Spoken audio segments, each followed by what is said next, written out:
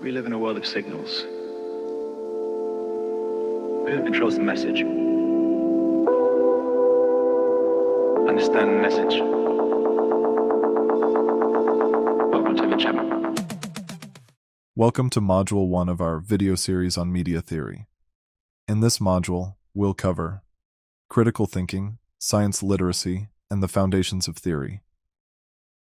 Introduction. Where to begin? Before we begin studying specific media theories, we need to step back and ask a basic question. What is a theory, and why should media students care about theory at all? One important starting point is this. Theory is not something only scientists, scholars, or researchers have. Everyone has theories. Students have theories. Parents have theories. Journalists have theories. Coaches, musicians, influencers, voters, and fans all have theories.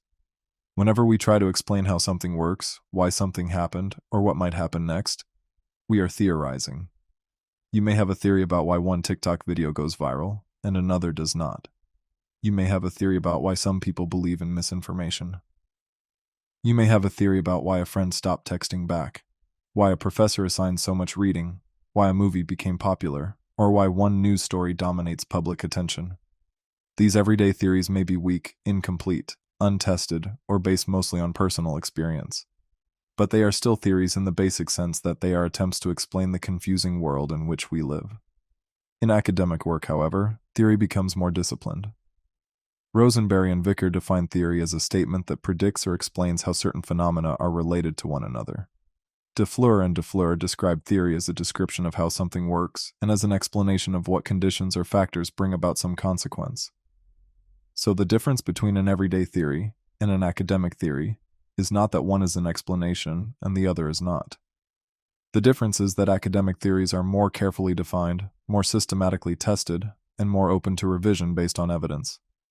That matters in mass communication because media are full of patterns that need explanation. Why do certain issues receive more news coverage than others? Why do people trust some sources and reject others? Why do some media messages persuade, entertain, mislead, or mobilize audiences? Why do people use media differently across age, culture, class, gender, or political identity? This lecture builds toward those questions. We begin with curiosity, move to strong and weak explanations, then connect critical thinking and science literacy to theory building. After that, we turn to the purposes of theory, criteria for evaluating theory, where theories come from, how theories guide research, and why all of this matters to mass communication students. Let's begin where theory often begins, with curiosity. Lesson 1. Curiosity, Magic, and Theory. What is curiosity? Dictionary.com defines curiosity as the desire to learn or know about anything, inquisitiveness. Curiosity is the impulse that makes us ask, how does that work? Or, why did that happen? Curiosity is a natural starting point for theory because theory begins when we are not satisfied with simply seeing something happen. We want to explain it. We want to know what caused it, what pattern is behind it, and whether the same thing would happen again under similar conditions. This is why everyone has theories. A theory begins as an explanation. Sometimes that explanation is casual. I think the team lost because they were tired. Sometimes it is personal. I think people use social media because they want attention. Sometimes it is professional. I think this campaign failed because it targeted the wrong audience. These theories may not yet be tested, but they are still attempts to explain what happened. Magic is a useful way to explain this. When we watch a magician make something disappear, we often ask, how did they do that? That question is theoretical because we are looking for an explanation. For the magic video and explanation video connected to this discussion, see this module's YouTube playlist. If we see an elephant disappear on stage, one possible theory is that the magician used real magic. Another theory is that the trick used mirrors. Another is that the stage was designed to hide movement from the audience. Another is that the audience's attention was directed away from the method. The important point is that theory begins when curiosity becomes explanation. But this also raises a second question. How do we judge whether one theory is better than another? That question is central to the whole course. A theory is not automatically good just because it explains something. Some explanations are better supported than others. Some account for more evidence. Some can be tested. Some are simpler. Some are more useful. Some turn out to be wrong. For mass communication students, curiosity is just as important. We might ask, why did that advertisement work? Why did that rumor spread? Why did audiences interpret that film differently? Why did a news story become a national issue? These are theory-building questions, so curiosity gives us the desire to explain. Now we need a strong example of a theory: evolution. Lesson 2. Theories and Evolution. The theory of evolution is a familiar example of theory from biology. Evolution is a theory because it explains the wide variety of life on Earth and how living things change across generations. Carl Sagan's discussion of Heike crabs is a useful way to introduce artificial selection. For the Sagan video clip connected to this discussion, see this module's YouTube playlist. In the story, some crabs had markings on their shells that looked like samurai faces. Fishermen may have thrown those crabs back into the sea rather than eating them. If that happened across many generations, crabs with those markings would have had a better chance of surviving and reproducing. Over time, those markings would become more common. Sagan describes this process as artificial selection. Artificial selection occurs when humans encourage the reproduction of some varieties and discourage the reproduction of others. Sagan's example emphasizes that the crabs do not need to understand the process. Selection is imposed from the outside. The traits that are favored become more common. Artificial selection helps point us toward natural selection. Natural selection is the process by which traits that help organisms survive and reproduce become more common over many generations. Unlike artificial selection, natural selection does not require human choice. The environment favors some traits over others. This helps clarify what a strong theory does. A strong theory does not merely name a topic, it explains a pattern. Evolution explains biological diversity. It connects concepts such as heredity, variation, selection, survival, and reproduction. This does not mean that only scientists have theories. Rather, it means that scientific theories are disciplined explanations. They begin with the same human desire to explain, but they become stronger through evidence, observation, testing, and revision. For mass communication students, the lesson is that media theories also explain patterns. A mass communication theory might explain how media exposure affects attitudes, how news coverage shapes public priorities, or how social networks influence the spread of information. So, when we say that a theory is an explanation for how something works, evolution becomes a model example. It shows that a theory can explain a complex reality through a set of connected concepts. Evolution gives us an example of a strong explanatory theory. But the word theory can also be attached to weak explanations. That brings us to flat Earth theories. Lesson 3. Theories and flat Earth theories. A flat Earth theory claims that Earth is flat rather than round. At first glance, that claim may seem to fit ordinary experience. When we stand outside, the ground often appears flat. The horizon may look level. But this example helps us ask an important question: how do we judge a theory? This is important because everyday theories often begin with limited personal experience. We see something, feel something, or notice something, and then we try to explain it. That is normal. The problem is not that people make theories. The problem is that some theories remain weak because they are never tested against stronger evidence. Carl Sagan's explanation of Eratosthenes gives one answer. Eratosthenes compared shadows in two different Egyptian cities, Alexandria and Syene. At the same time of day, one location had no shadow, while the other had a shadow.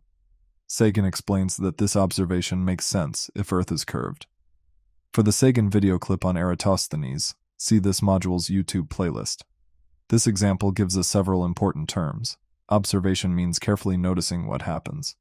Eratosthenes observed the difference in shadows. Measurement means assigning numbers to what is observed. Eratosthenes used the angle of the shadow and the distance between the cities. Evidence means information that can support or challenge a claim. The shadows became evidence for Earth's curvature. Experiment means deliberately testing an idea through observation or measurement. Sagan emphasizes that Eratosthenes used simple tools: sticks, eyes, brains, and a desire to experiment. Neil deGrasse Tyson's critique of flat Earth claims adds another point. Tyson explains that small sections of large curved surfaces can look flat to small creatures standing on them. For the Tyson video clip connected to this critique, see this module's YouTube playlist. The larger lesson is that perception alone is not enough. Something may look true from our limited point of view and still be false. For media students, this is especially important. A claim can be viral, emotional, funny, popular, or confidently stated and still be wrong. Flat Earth theory is useful in this lecture because it forces students to ask, what evidence supports this explanation? What evidence challenges it? Does the theory explain all the observations, or only the ones that fit? Judging theories requires more than curiosity. It requires disciplined habits of mind. That brings us to critical thinking. Lesson 4. The Critical Thinker's Creed. John Chaffee's The Thinker's Way provides a useful way to think about the habits of a critical thinker. Instead of treating critical thinking as simply being critical, Chaffee emphasizes traits and habits that help people think more carefully. The Critical Thinker's Creed can be summarized through 6 traits. First, critical thinkers are open-minded. Open-mindedness means seeking to understand other viewpoints. It does not mean accepting every viewpoint as true. It means being willing to understand a position before judging it. Second, critical thinkers are knowledgeable. A knowledgeable thinker offers opinions and claims backed with logic and evidence. For media students, this means not simply saying, I think this message is effective, but explaining why, using evidence from the message, the audience, or research. Third, critical thinkers are mentally active. A mentally active thinker uses intelligence to confront problems. A mentally active student does not simply receive a media message. The student analyzes it, questions it, and compares it with other evidence. Fourth, critical thinkers are creative. Creativity means breaking out of established patterns of thinking and approaching situations from innovative directions. Creativity matters because theory building often requires seeing a familiar problem in a new way. Fifth, critical thinkers are independent thinkers. Independent thinkers are not afraid to disagree with group opinion. This is especially important in media environments shaped by popularity, trends, algorithms, influencers, and peer pressure. Sixth, critical thinkers are curious. Curiosity means going beyond superficial explanations and seeking deeper understanding. This connects directly back to the first lesson of the lecture. These traits matter because everyone has theories, but not everyone examines their theories critically. A student may have a theory about why people avoid the news. A journalist may have a theory about what audiences need to know. A public relations professional may have a theory about what message will persuade a community. Critical thinking helps us ask whether those theories are fair, logical, evidence-based, and open to revision. Facione gives a more formal definition of critical thinking. He defines it as purposeful, self-regulatory judgment involving interpretation, analysis, evaluation, inference, explanation, and self-regulation.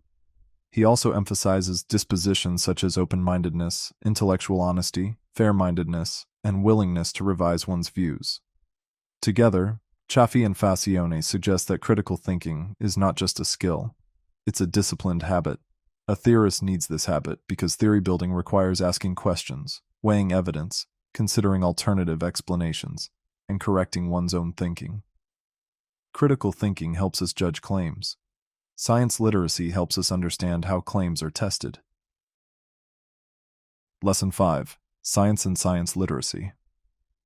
Stephen Jay Gould offers a helpful definition of science when he writes, "Science is a method for testing claims about the natural world, not an immutable compendium of absolute truths." This definition is useful because it presents science as a process rather than a fixed list of final answers. In other words, science is not simply a collection of facts to memorize.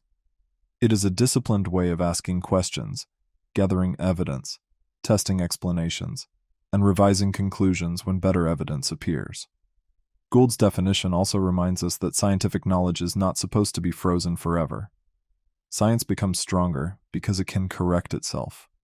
The National Research Council similarly describes science as a particular way of knowing about the world. That phrase is important because it reminds us that science is not simply what people know. It is also a method for developing, checking, and improving knowledge.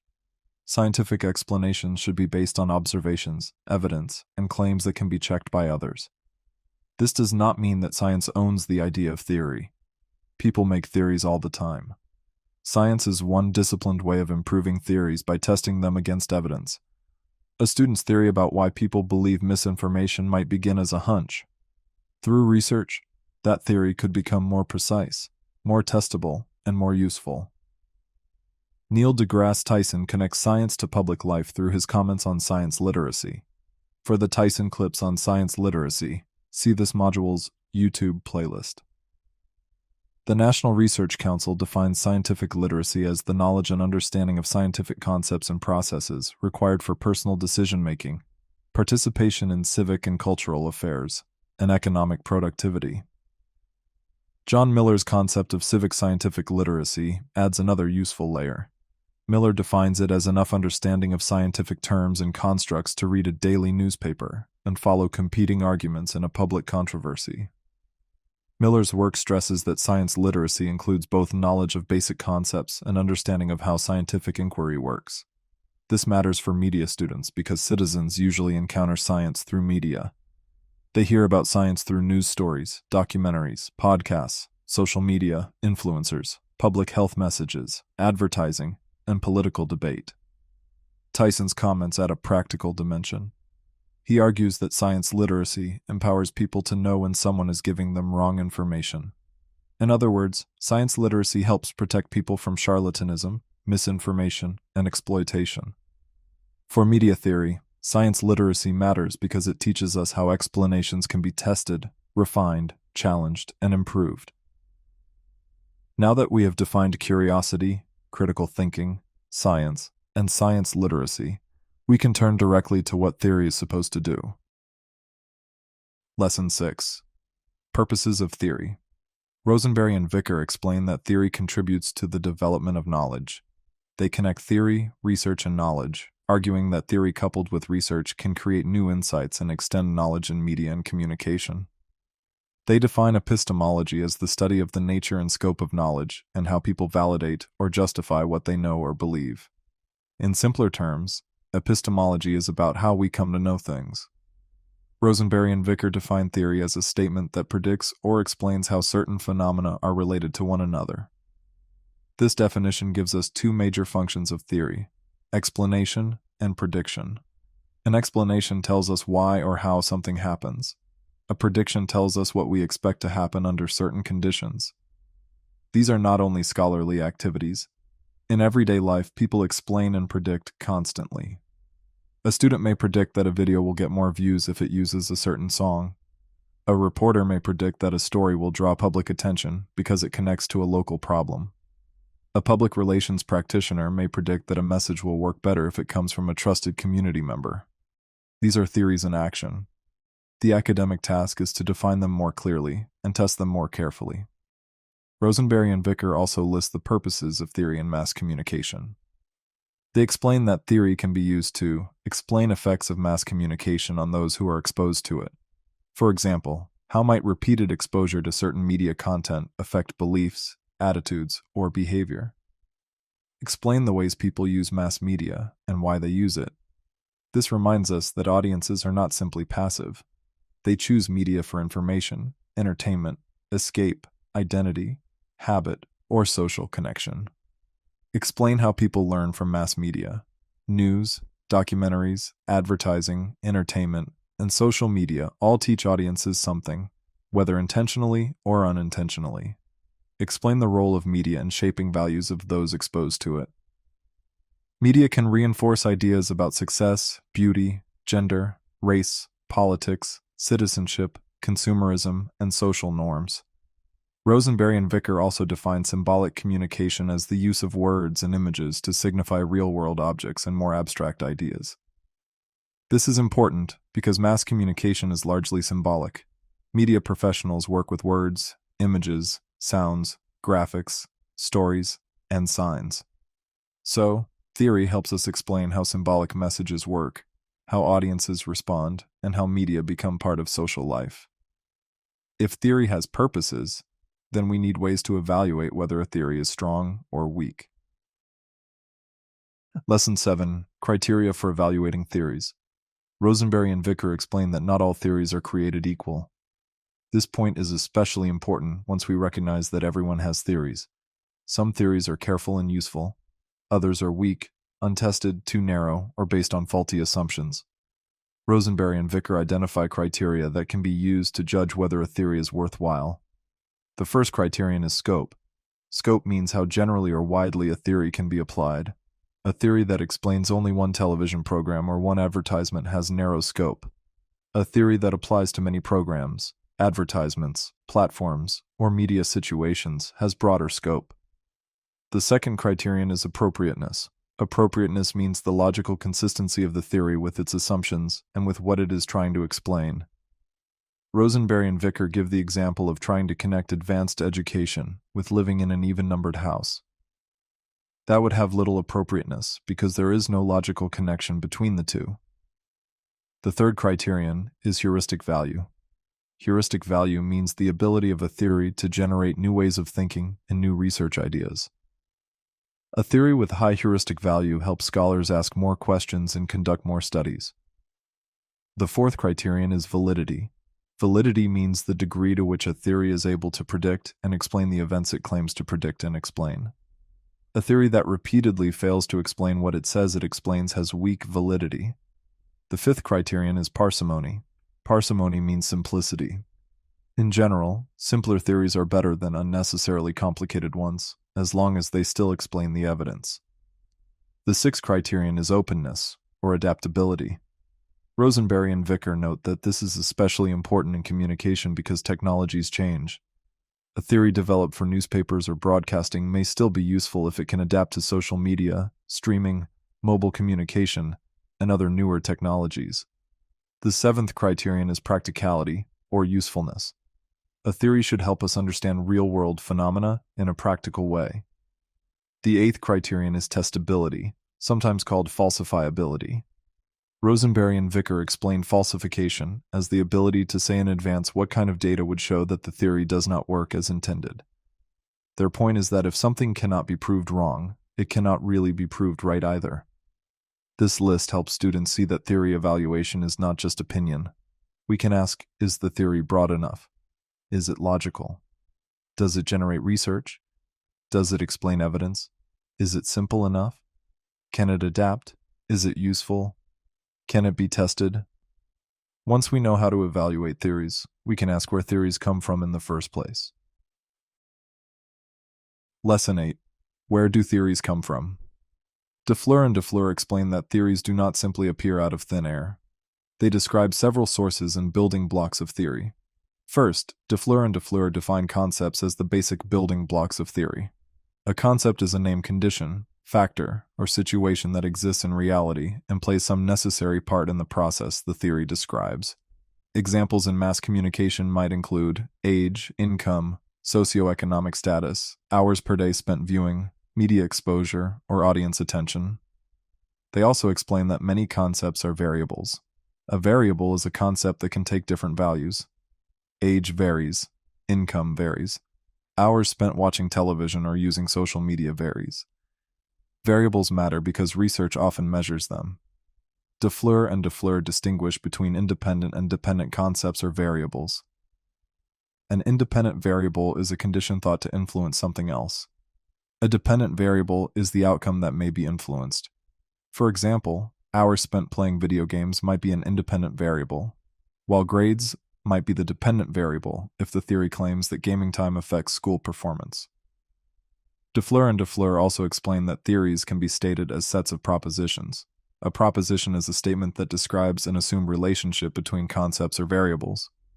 A formal theory uses related propositions to state what conditions are expected to produce what consequences. These ideas help us see how everyday theories can become more formal.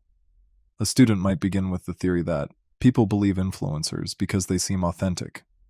To study that theory, we would need to define concepts such as influencer, authenticity, belief, credibility, and audience response. Some of those concepts would need to become variables that could be observed or measured. Next, DeFleur and DeFleur explain that some theories are derived from research. Research may uncover a pattern that needs explanation. When researchers move from specific observations toward a broader explanation, they are using induction. Their example is the two-step flow of communication. Researchers studying the 1940 presidential election expected people to get most political information from radio and newspapers. Instead, they found that many people got information from other people. This led to the theory that information often flows from mass media to attentive individuals, and then from those individuals to wider audiences through word of mouth. DeFleur and DeFleur also explain that some theories are derived from ideologies. An ideology is a coordinated set of beliefs about human life, culture, or the world. They note that some mass communication theories, such as critical cultural theory, have roots in ideology rather than direct empirical research. So, theories come from everyday explanation, concepts, variables, propositions, research, induction, and sometimes ideology. Research can generate theory, but theory also guides research. That two-way relationship is the focus of the next section. Lesson 9. Theories as Guides to Research, DeFleur. And DeFleur explained that theories guide research by helping researchers know what to look for.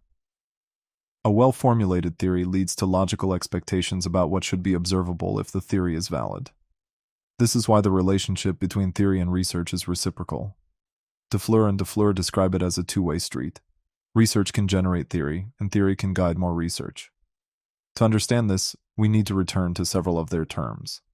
A concept is a named condition, factor, or situation used in the theory. A variable is a concept that can vary. An independent variable is the possible cause or influence. A dependent variable is the possible outcome. A proposition states an assumed relationship between concepts or variables. From propositions, researchers can develop testable expectations. Rosenberry and Vicker distinguish a hypothesis from a theory in their Star Trek Generations example. Scotty says he has a theory, but Rosenberry and Vicker explain that what he really has is a hypothesis, an idea he thinks might work and wants to test. A hypothesis is a specific, testable prediction. A theory is broader. It explains or predicts relationships among phenomena. A hypothesis is one testable claim derived from that larger explanation. This distinction is useful for students because it shows how a broad, everyday theory can be turned into research. Suppose a student has a theory that people avoid news because it makes them anxious.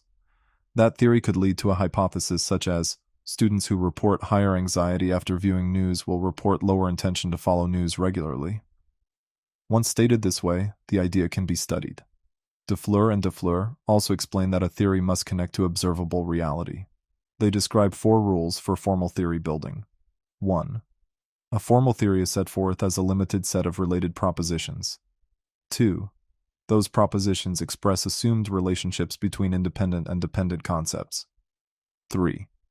The concepts must refer to situations, events, or conditions that have observable counterparts in reality. 4. The assumptions must lead to a predicted consequence that can be empirically observed. This list is especially useful for students beginning research. It shows that theory is not just background reading. Theory helps define what to observe, what to measure, what relationships to test, and what findings would support or challenge the explanation. For example, if a theory claims that exposure to certain media messages increases fear of crime, researchers need to define media exposure, define fear of crime, measure both, and test whether the predicted relationship appears in the evidence. Now, we have now moved from curiosity to theory, from theory to research, and from research back to theory. The final question is practical. Why should mass communication students care? Schutzweilig, Lesson 10. Why theories are relevant to mass communication students. Rosenberry and Vicker directly address why many mass communication students resist theory. They note that many students prefer skills courses, writing news stories, creating public relations plans, producing podcasts, editing videos, creating advertisements, and developing social media content. Students may see those classes as practical and theory classes as abstract. But theory is not separate from practice. Media professionals use theories all the time, even when they do not call them theories. A journalist has a theory about what the public needs to know. A public relations professional has a theory about what message will build trust. An advertiser has a theory about what image will motivate buyers. A social media producer has a theory about what will increase engagement. The question is not whether media professionals have theories. The question is whether their theories are thoughtful, ethical, evidence-based, and useful. Rosenberry and Vicker argue that theory is closely related to real life. They explain that even when media professionals do not use formal theory language, they often apply theoretical ideas. Their example is agenda setting. A newsroom may not say, "We are practicing agenda setting theory," but when journalists decide that a public issue deserves sustained coverage because the public needs to know about it, they are acting in a way that resembles agenda setting. They are helping determine which issues become publicly important. Rosenberry and Vicker also explain the relevance of research to media practice. Media professionals need to know their audiences. They use ratings, analytics, surveys, focus groups, content analysis, and other forms of research to understand what audiences want, how audiences respond, and whether campaigns or content strategies are working. They mention A/B testing as a professional version of experimental logic. In A/B testing, two versions of online content are compared to see which performs better. This is not separate from research thinking. It is research thinking applied in professional media work. DeFleur and DeFleur also emphasize the practical value of mass communication theory. They explain that professional communicators may use theories without knowing their origins. Their example is the use of diffusion of innovation theory and two-step flow theory in advertising and marketing. A communicator promoting a new product might identify media channels, opinion leaders, and influencers who can help spread information more effectively than random advertising. This matters because mass communication students are preparing to become more than technicians. A technician may know how to record audio, write copy, design graphics, or post on social media. A thoughtful media professional understands audiences, messages, symbols, effects, institutions, and research. Theory helps students explain why communication works, why it fails, and how it might be improved. Let's close by returning to the main point of this module. Conclusion. This module introduced theory as one of the basic tools for understanding communication. We began with curiosity because the theory starts with the human desire to explain. When we see something surprising, confusing, powerful, or repeated, we naturally ask how it works. That question is the beginning of theory. The main point is not that only scientists, researchers, or professors have theories. Everyone has theories. Students have theories about school, friendships, media, politics, music, sports, technology, and everyday life. We all try to explain the confusing world in which we live. Some of those explanations are useful. Some are weak. Some are based on limited experience. Some are shaped by emotion, ideology, habit, or group opinion. Some may turn out to be wrong. That is why critical thinking and science literacy are so important. They help us improve our theories. A critical thinker does not accept a claim simply because it is popular, familiar, emotional, or confidently stated. A scientifically literate person understands that knowledge is built through questioning, testing, revision, and evidence. For students of mass communication, these habits are not separate from the study of media theory. They are the foundation of it. Media theories help us explain how messages are created, how audiences interpret them, how media institutions operate, how technologies shape communication, and how media may influence beliefs, values, and behavior. Theories also help guide research by identifying concepts, variables, relationships, propositions, and testable questions. This matters because mass communication students are preparing to work in fields where messages have consequences.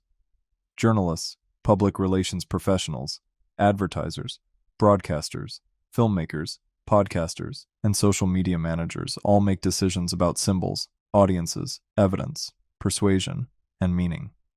They all operate with theories about what communication is doing and how audiences are likely to respond. As we move forward in the course, we will study specific theories of mass communication. The goal is not simply to memorize their names. The goal is to become more aware of the theories we already use, to evaluate them more carefully, and to develop stronger explanations of the powerful role communication plays in everyday life and society. Thank you for your attention. It is much appreciated. We will continue our exploration of media theory in the next module of our media theory series. See you next time. We live in a world of signals. Who controls the message? Understand the message. Welcome to the Chaffee.